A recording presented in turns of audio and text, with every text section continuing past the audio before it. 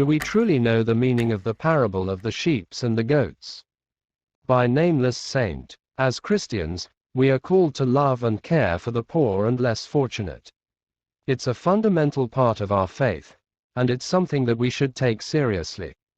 Unfortunately, there are many people who call themselves Christians, but don't seem to have much love or care for those who are struggling.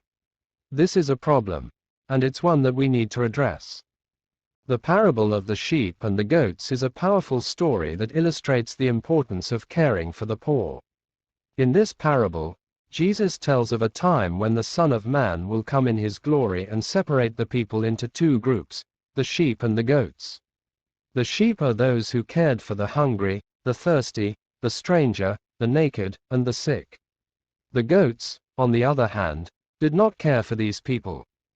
The meaning of the parable is clear.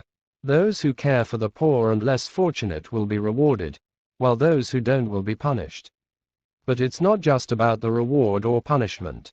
It's about the fact that caring for the poor is an essential part of our faith. If we call ourselves Christians but don't have love and care for the poor, then we are missing the point.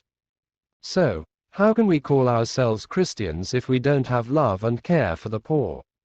The answer is simple. We can't. If we truly believe in the teachings of Jesus, then we must love and care for those who are struggling.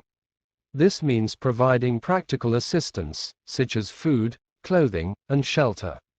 It also means offering emotional and spiritual support, listening to their stories, and treating them with dignity and respect. It's easy to get caught up in our own lives and forget about those who are less fortunate. But as Christians, we are called to put others first and to love our neighbors as ourselves. This means that we must actively seek out ways to help those in need. In conclusion, the parable of the sheep and the goats teaches us that caring for the poor is an essential part of our faith. We cannot call ourselves Christians if we don't have love and care for those who are struggling. Let us strive to follow the example of Jesus and love our neighbors as ourselves, especially those who are in need. Sending checks to organizations that claim to help the poor may not be the most effective way to make a difference. Studies have shown that up to 80% of the funds donated can end up in the hands of greedy organizers. Instead, we can have a more significant impact by helping those in need in our own communities. We can volunteer at a local food bank, donate clothing to a shelter, or even just lend a listening ear to someone in need.